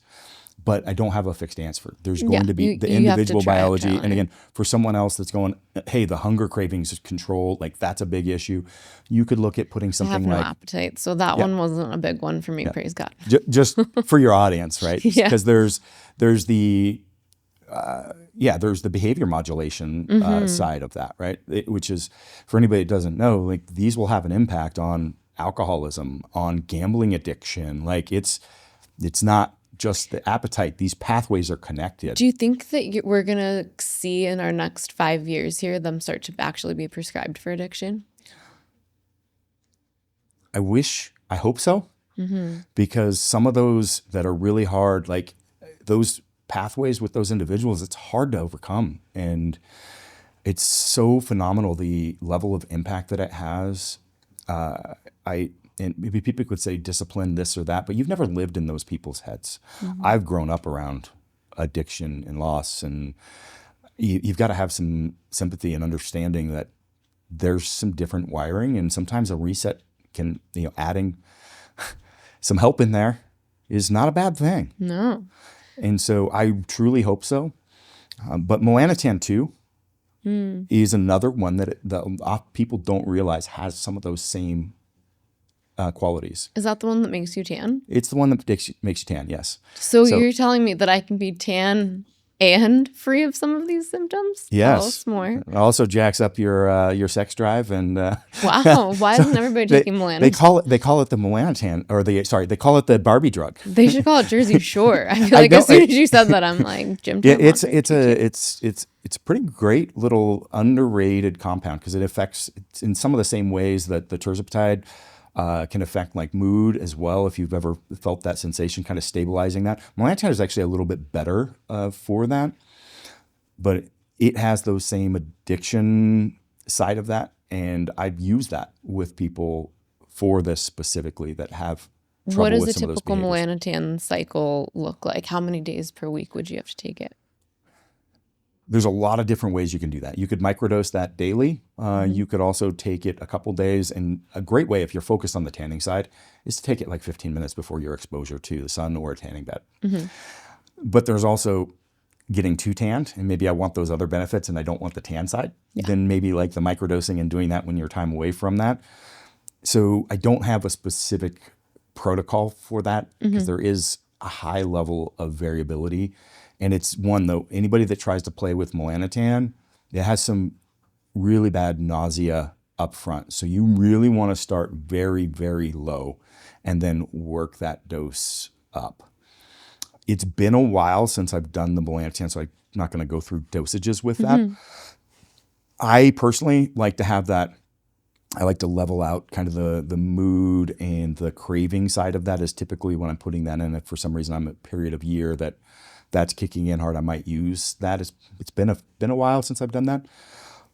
Or if I'm going to go on vacation to somewhere with a lot of sun, prep, because it's huge. People are always worried, like melanotan, the cancer side. It's actually protective. Yeah, like I would think so. Yeah. Just like thinking about the mechanism of it, I'm like, what? Yeah, no, yeah, it's protective. So Got it. so, but the nausea side can be pretty aggressive up front. So that can be off-putting. So do not take the high dosage of it. And that, again, that's where the microdosing can come in. Like, okay, I took 1/7 of the dose, felt nothing. Next day, add a little, you do it again. You can kind of tailor that, make sure that you're not doing that instead of going, okay, I'm going to take it twice a week and you take this full dose. That'll hit you. So you could also do that right before bed to limit those effects up front on the nausea. That would be less effective for the tanning, Just so obviously. that you're sleeping through nausea? Is that essentially? Yeah. Got it. Yeah. Just sleep through it. So you were going to go into some more of the peptides that have to do, I think, with kind of like growth hormone modulation? Are those like the Yes. testosterone and ipamorelin Yes, side? indeed. Yes. All right. Hit us with the goods. Yeah. So growth hormone itself has been used for a long time in the anti-aging communities. I shift a lot of people away from growth hormone, especially once they try the approach and dosing. And I've used growth hormone in the past in my lifting phase, and I find pulsing our natural growth hormone being far superior. It is so much cleaner and has all your individual biochemistry, let's say, with it. And so there's two different ways that you can attack that. One is stimulating the hypothalamus, and the other is the ghrelin receptor, which is also associated with the GLPs, right? Mm-hmm. And so stimulating both of those is a dual pathway. So we've got ipamorelin, which will stimulate one side, and CJC the other. With the ipamorelin, you can also switch that out for, let's say, tesmorelin, which you mentioned. I don't use tesmorelin very often. People often refer to that as the Holy Grail because it is one of those FDA-approved compounds. But I find that it has a little bit higher impact on the sympathetic nervous system. So I have more people that have sleep disturbances from it, and then I have to have them take it at a different time of day. And this part of the discussion starts getting very important. Time of day with our hormones and aligning those with our circadian rhythm. And when you first start it may seem pretty subtle, but subtle becomes really powerful over time. This is one of those things that gets off with driving that, on the adrenal side, cortisol, like all these things start breaking down some of that rhythm, that natural rhythm. And so doing these before bed is a really tremendous way of resetting that when your natural pulses. You can add it again in the morning if you want to enhance like muscle, growth further or leaning further, because it does have a leaning effect as well. But we'll always start with an evening dose, which is opposite of how like it's used in a lot of traditional approaches where it may be timed around exercise, particularly in the bodybuilding realm, or morning dose. We're going to do the evening. Very specifically, always going to do that. And then I like the ipamorelin and CJC 1295 without DAC. So that's a shorter pulse that stays elevated less period of time, again, because of that pulsing time frame. So most recommendations out there, I think, are with the DAC, which is a longer lasting, so that pulse is staying sustained. We don't want to do that. We want that pulse like our body has with that same rhythm. So those two different pathways, you could start with just ipamorelin, which is less aggressive, or sermorelin. That's another one that you could change with ipamorelin. That's a great entry level for folks if they want to do that. Start with the sermorelin. And again, you're just hitting one side of those pathways. I've seen the sermorelin in I think is a capsule format or something like that. Should that be potentially effective, or would you say that injections are superior on that one? I always veer towards the injections unless it's specifically more orally bioavailable. Like your cost, your efficacy, all that is always going to be better. Tesmorelin is another one that is put in a capsule form a lot of times. If I'm doing that, I'm going to do injectable as well. That's just the approach. It's the best way to administer nearly all peptides, not necessarily all. And then with those, we're pulsing that circadian alignment. The tesmorelin, another reason I veer away from that, in addition to that sympathetic side, particularly in what I find females, 40 plus, you get more water retention and bloat in there. We also have more injection site problems and pain with tesmorelin. So I think it's highly overrated, in my opinion. People want to buy it, I sell it to them all. I've got it available because some people are just set, and I'm fine with that. It's an effective product, but that combo CJC 1295 and without DAC and ipamorelin is amazing. I recommend that 5 days a week, 2 days off, not from a cost save, but as a regular protocol. That allows you to run this for pretty long lengths of time, almost like an ongoing basis. Maybe every now and again you might switch one of those to like sermorelin or tesmorelin if you wanted to change that up. But that 5 on, 2 off gives a day where we're not pushing that hypothalamus. And yeah, that combined with the glow blend, you start, like I said, you're like, I don't feel sore from exercise. I feel better. My sleep, and that's where a lot of people switch from growth hormone once they try this, is their quality of sleep nearly instantly goes up. And that has immediate impact with that. If somebody has some of those cortisol, melatonin disruptions, and we're not getting there fast enough with the CJC ipamorelin, we may use something called eptathalon. So eptathalon is an anti-aging that a lot of people don't realize the effect that it has on circadian rhythm. So it's used around enhancing the telomere length, which is basically the unraveling of the DNA. It's what sets our age. Like, we can't really age past, it's around 120, 125 years, right? That's optimal. Everything's perfect. And then when we're degraded, we live less than that, right? But the eptathalon is potentially could enhance that. I don't know if I buy that until that actually starts happening. But it's really amazing for this circadian reset. And in fact, if you're traveling time zones, it's a great one for jet lag. Taking that right before or after that period of time, that's something I like to employ with a lot of my clients that have those big travel. Actually, I was just doing a podcast yesterday with a leading plastic surgeon located not too far from here, does some really cool stuff. And he has like his clients fly in for surgery the week prior so that they can get that reset, because the impact of those sleep cycles being off really affects the surgery and the recovery from that. I'm like, hey, eptathalon be a great product to intervene with for that. So that's one that you would run. And is it true that that's something that you actually have to be cautious about how frequently you use it? I had someone tell me that you can only use it, like run a cycle of it once. I don't know if it was like once every 6 months or once a year. So no, you can run it more. I think that running it a couple times a year is valuable. So typically, and that's maybe where there was referencing, is a lot of the protocols out there are, hey, do this twice a year at time change time, because it basically makes the time transit. So it's a great time to employ that. A 10-day cycle at 5 to 10 milligrams a day is the standard kind of approach when it relates to circadian reset. So you could run it more frequently than that. Yeah. All right. So I'm really impressed with how deep you went on all of those. I'm sure people are eating this up at home. I would definitely connect with you afterwards just to make sure to get all of the links. So just remember, if you're watching or listening to this episode, the show notes are going to be your critical place to go to get all links and codes. I want to change gears and go a bit more into just how you see human potential at large. When you think about what human beings are capable of, what do you think we could possibly achieve over the next 5 to 10 years if you get the conditions right?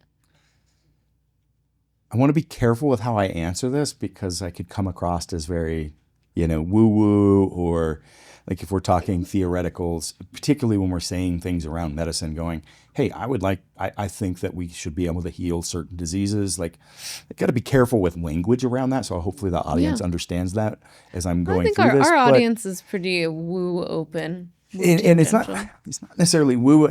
I'm more concerned around like stating disease, stating compound, that gets into, dicey ground, more so with a lot of people that I work with, because I am so involved in the clinical network. That's where a lot of my referrals come from, is like, let's say people in the back pain arena, people that specialize that, they get to a certain point, they've got nerve damage, so on, they're coming to me. I want to be careful not having a statement out there going, hey, Chris is saying you can cure cancer. All right. At the same time, the things that we're talking about and the advances in mitochondrial cellular medicine, like we're talking about the root drivers of nearly all disease pathways are inflammation, mitochondrial decline, and reduction in ATP generation, breakdown in that process. Those are the three drivers of cardiovascular disease, metabolic disease, cancer. And cancer is a natural thing. We get cancer like 7 times a day, honestly. So it's not curing cancer, but creating an environment where it doesn't proliferate. All right. So, and I work with a lot of leading stem cell docs globally, and I've seen some of the things that they're doing as well as the results that I'm talking about and things that you've seen. Like personally, remediation of your autoimmune, things that like your standard medical model, you're not seeing happen. Being able to regenerate tissue. I mean, I had a case study, I think it was over 5 years ago, one that individual tore both quads off his knee. He's in the hospital getting them reattached. He's in a wheelchair.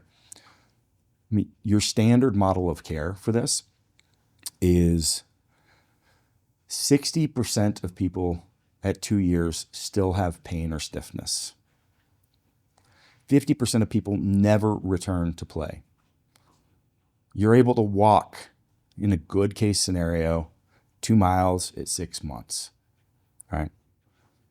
This individual was deadlifting 700 pounds in 10 weeks and shortly thereafter competing at the 0.00001% of the population around the world for strength with zero pain or stiffness and complete.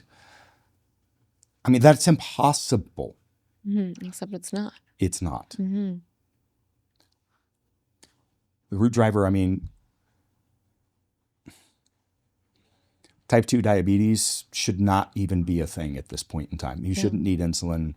Like, there are pathways to resolve these type of issues. So the things that we can do are amazing.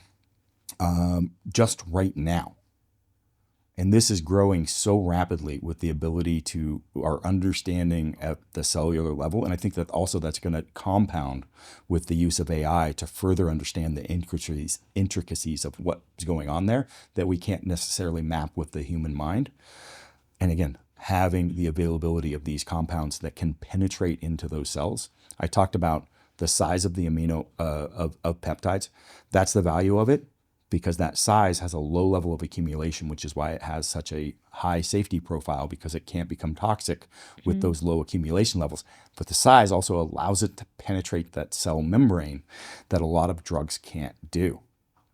And then I have one question, because I understand everything that you're sharing, and I can't help but think right now a lot of what you're talking about kind of is on the periphery of the medical system. So how do we, what role does that play? Because I see that there's so much benefit, but it seems like right now there's this huge line where a lot of what is working is kind of outside of the medical system. It is, which there's a number of my clients are in the system, right? Yeah. And because, and I'll take this straight from, the mouths of some of those clients that are doctors within our coaching module, right? Yeah. They are taught how to triage and deal with things when they're in a disease or, triage state, but don't have the experience or exposure to the optimization. How do we deal with that, right? So that is a big gap right there. Now, again, that whole, I love what you say, the medical industrial complex, but at some point, what's happening right now with the cellular, we're starting to see this with them attacking the regulation around it, which just went in place. I think December 8th, bill went in place, which basically GLPs and SS31 need to be removed from sale. I haven't been issued a letter, so get them while you can. They will always be available to our clients, and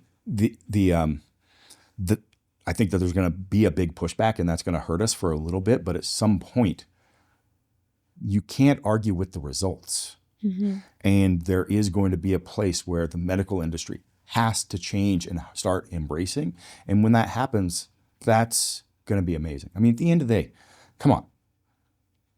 I'm a gym bro that's helping dispense and change stuff that the people aren't getting advice. And I'm getting referrals from that system by people that want care for their clients.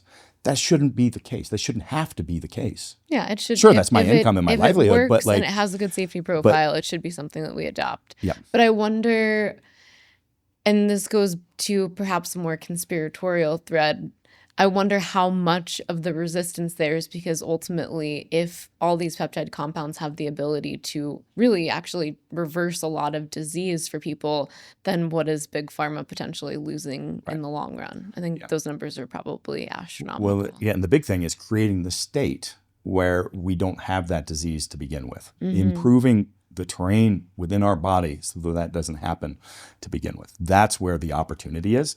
Like once it's happened, like it's work to get back and then sustain. But that's where that potential is. And which is an interesting conversation at the end of the day, because so much of this like is created from our modern life. Yes, we, eliminated death from dysentery and all these other issues, but at the same time, operating within this is where the woo-woo, with the EMFs around us, the fluorescent lights, the stress, the chemicals in the water, that so on, all of this is creating this horrible life. The quality of food is incredible. Like all these things have, like, let's get back to basics. We've talked peptides. At the end of the day, the amazing medicine is getting some sunlight, touching the ground, and eating whole foods that are in season and getting good sleep, right? If we can get that and then also remove, death from malaria and dysentery and, put that together, that's where the modern world has the advantage, but it's, we're working against those other pathways, and that's what we're doing. Peptides, if I build peptide protocol for somebody that's 23 years old, it's not going to do a damn thing. They're in good health. If I put together a peptide protocol for somebody that's 50, it's going to look like they're on steroids and they're, their mind, their body, everything's jacked. They're at a whole nother level. It's like life changing. Well, we just turned back the clock to them being, 28. It seems well, like that's there going to would look still pretty. be benefit, What that's going to for look the like. 23-year-old though, because then you never do the damage in the first place, hypothetically. Hypothetically, yes. Hypothetically. But if we're doing the right things, like just eating the whole foods in season, for example, these are signals for our mitochondria to know what season it is and whether they should be producing infrared light themselves, particularly if they're of a genetic halotype that isn't equated to living in Ponderay, which they're going to have, and the research is really clear for those with that genetic halotype living in Canada or Chicago or so on. Cardiovascular disease, heart disease, diabetes, these are all through the roof because the cold signal is not being sent that tells the body to send out infrared light internally during the winter. I have been in the health industry forever. I have never heard somebody say before that the reason you eat foods that are in season is because it signals what season you're in. So thank you. Yes. There's a first for everything. So it affects the quality of your food affects your mitochondria. There's the water that is in it that is different. That's not going to be the same. Like it's structured in a fashion that that is what is moving into that membrane of the mitochondria as well. So these things are really important. When you're sitting down to that healthy meal, go, I am feeling my mitochondria to perform better, and this is actually going to make me mentally stronger. It's going to make me lean out because it doesn't matter about the calories anymore in this meal, right? These are the fuel. Like it's cold. It's cold out. I should grab my jacket. You know what? I'll just go on this walk without it. I should be getting this at this time of year to some level. Comfort's great, but I need to tell my body where I'm at and how it's supposed to be responding. I love that. What does a typical plate look like for you? Do you eat pretty simply? Do you eat the same general foods repetitively? Based on season? I eat absolutely amazing. So my wife's been on Food Network and the Cooking Channel and some barbecue competition shows. And so we eat whole foods, cooked in the home all the time. And you know what? On the drive up here, I grab McDonald's. Like I'm not a nut, but the majority, 95% of the time, that's what we're eating. Like my kids, if they want to go to something, it's meat and veggies and fruits. That's how they're stacking their plate just because it's been an example. And that's where just from a parenting thing, I really believe in so much that goes wrong with how people talk about weight loss and diet and things like that around their kids that influence. Just lead by example. Make sure you're going to the gym. They'll see it. See how you actually eat and prepare food. It will make those changes. don't drive things into them that they're going to obsess over through the course of their life and have to deal with when they're later dealing with it.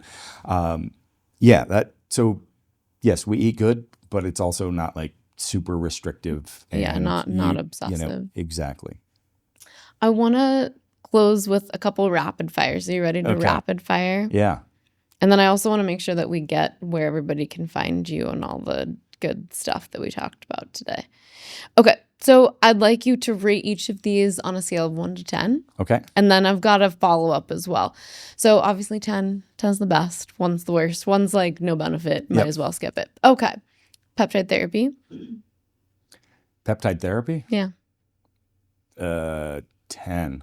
Okay. Red light therapy and photobiomodulation. Whew. 9. Cold plunging.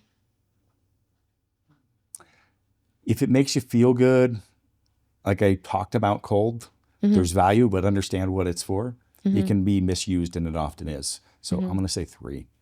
I have a cold plunge, and I said 3. Okay, I like it. Just supplementation in general. Whole foods in season is amazing. I'm a supplement junkie, though, at the same time, because there's so much deficit in our current food supply. Can we define supplementation as I think the way I'm looking at it is like people just targeted supplementation? I'm looking at it as kind of like how people just are like, oh, I heard about this thing, and they're just kind of haphazardly loading on things that they take how every day. Most people take supplements is probably a 2. Right, it's probably actually doing. I'm trying to create a product called Terrain, which is for optimizing the signaling terrain. So you've got substrate. Like there's some really amazing things that you can do with supplements. I literally have my own supplement company, and I'm working on developing some additional that work, but it's more about peptides are a 10. If I can enhance peptides by using a supplement protocol that's a 6, like that, that's how I'm thinking about it. I don't think everybody's looking for supplements as like, here's the magic answer when they're looking at supplements. Supplements can enhance other things. It's in the word. Supplement. Yeah, go with something else. Love it. Vibration therapy. I haven't dug into I'm going to a no rate on that one because I haven't dug into the research on that one yet. I'm a big fan. Frequency healing devices like sound or any of like the frequency machines. I think that PMF is severely underrated right now. So post-electromagnetic frequency. So it does a number of things. The research, and it's FDA approved for bone healing in the formation of the osteoblast, but it does so much more. So we could talk about, we'll go back to supplementation here really quick too. All right. So I talked about angiogenesis, and I talked about delivering substrate material and clearing waste product. Well, peptides are enhancing that. Well, if I take a supplement and it's targeted and it's improving vasodilation and maybe improving endothelial tissue quality, the lining of the blood vessels, then I'm going to be able to deliver more substrate and be able to pull more from that. If I get on a pulsed electromagnetic frequency device, what am I going to do? I'm going to take those microcapillaries, and it's going to be boom, open, close, open, close. And I'm going to be able to deliver both that stuff to that hard to reach or new tissue that we're trying to match. At the same time, I'm also going to prime that mitochondrial membrane. I'm going to missing the verbiage on that one. It's improving the gradient. So there's this gradient charge, and it's charging that membrane. It's charging the cells of the battery at that mitochondrial level. So I love PEMF because it's so multi-pathway and so stackable. Is there at-home PEMF? Yes, I sell one. Great. Imagine that.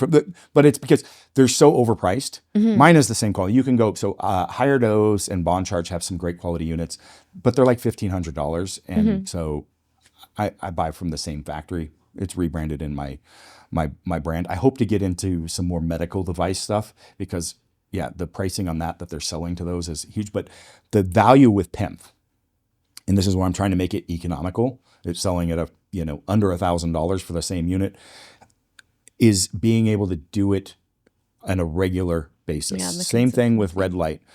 And so being able to have that at home versus going to an office and do it once a week or once a month doesn't provide much benefit. But 8 to 10 minutes, like in the morning at a high frequency, which also kind of ramps you up and gets you more cognitive. The evening, it can almost put you to sleep with the right frequencies. So do it morning and evening, 8 to 10 minutes. You can do it longer if you want. Do your red light at the same time so that you're stacking that stuff Every up. night, 20 minutes. Take your GHK. On my vibration Take plate. your GHK injection around the same time, which the red light then primes, and you're going to probably see an impact on your HRV. It all builds up. Ooh, I'm going to try that. I've never taken it at night before. Now I'm Yeah, gonna try take that it at around night. the red light. So I like red light. So it's interesting too. Like red light taken during the middle of the day doesn't do much. Timing it with when we're supposed to be getting that in the morning or the evening ray light is really valuable.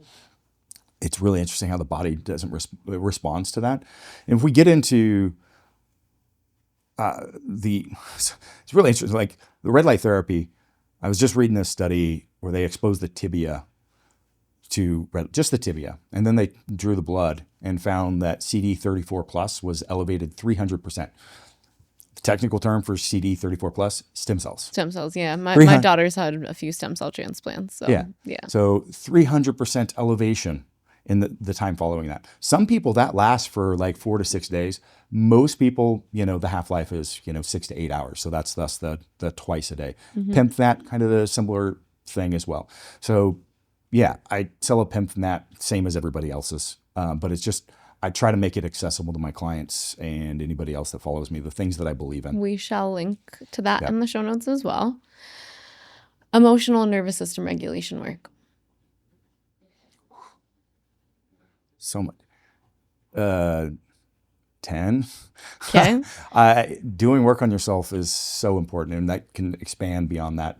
I'm sure you picked up. I'm a pretty big believer in introspective work. So yeah. I think everything comes downstream from that. And even how you're approaching peptides or anything that you're stacking, it's all going to come downstream from how you see yourself and how you see the world and how you see yourself in the world.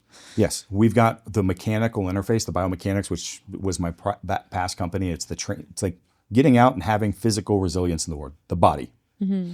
We've got cellular, and then we've got our mind, right? So those are the things, and that's what I try to focus on with the work of the individuals I work with. That's the Enhanced Executive is my coaching platform, right? So,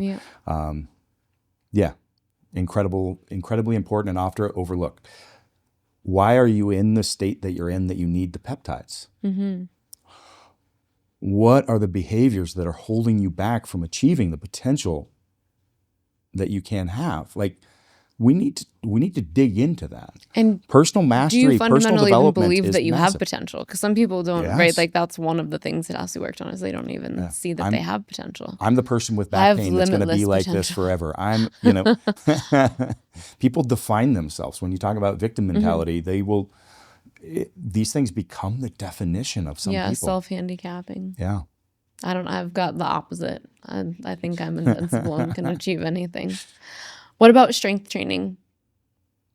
10. I think I just said that's one of the mind, body, cellular. Like we just hit all those. Those are key pillars. If you want to optimize yourself, you need to be thinking down that pathway. As we close the episode, is there one kind of key takeaway you want people to leave with in how they go from wherever they are, whether they've never started peptides or they're already kind of dabbling in peptides? What is the message you'd like to leave them with as they continue on the next phase of their journey? I think I'll leave them without the peptide side, and we'll just hit some of the big things that don't cost you much anything. But those 3 pillars, right? Mind, cellular, your body, strength train, right? The other basis of your health, get good sleep. Prioritize sleep, touch the ground, get sunlight, eat whole foods that are in season. Oh, and strength train, sorry. Yeah. Well, that's one of the other pillars, right? So those are basics. When you're attacking life as a whole, the 6 Ps, understanding where you're at. Precipice, the plunge, the pit, the pull, peak, and the plateau, and what you need to do at each one of those. Peptides are an icing on top, or, if you've got some significant issues, reach out to me or my team. We can help with that. They're amazing and they're a great adjunct, but let's not forget those big things in life. Mm-hmm. I love that. I got nothing to sell on those. So, but it's just. Well, it's authentically, it's not about the sale. It's about helping people get better. Yep. I would never have anyone on my show that was just about the sale. I had one person once and that episode never aired. I was like, oh, okay. Yeah, this is not happening. Where is the best place for people to find you? ChrisDuffin.com. You can type in Chris Duffin pretty much on any social media. I've actually kind of gone away from social media. I'm going back into YouTube. You can also look for Mad. Usually my handle is mad_scientist_Duffin, which should be on Instagram and YouTube and everything else. So. And how do people find your peptide company? Just go to ChrisDuffin.com. Great. Click on Peptides. It's a separate website because of the regulation. Mm-hmm. And when you go to Chris Duffin, it'll probably redirect you. So it should be enhancedexecutive.com and shop.enhancedexecutive.com for the peptide store. Amazing. Thank you so much for coming on the show. You're such a wealth of information, and I'm sure people grabbed out notebooks and pens and pencils for this. I was really looking forward to this after our podcast, and it was a great conversation. Thank you so much. Thank you. And thank you for also just sharing so openly about your experience as a child. I'm a firm believer that many of the people who do go on to be successful in business and change the world typically do so out of prolonged periods of hardship as a child. So you're a testament to that. And make sure that if you have done break or you're a break practitioner, that you do chime in the comments about what you think his brain pattern type is, because I'm going to give them the link and we're going to see if we're right. Until next time, everybody, we'll see you soon. Bye. Your brain isn't broken. It's running an old code. Break Method is a system that maps your neurological patterns, decodes your emotional distortions, and rewires your behavior fast. No talk therapy spiral, no getting stuck in your feelings, just logic-based rewiring in 20 weeks or less. Head to breakmethod.com and see what your brain is really up to.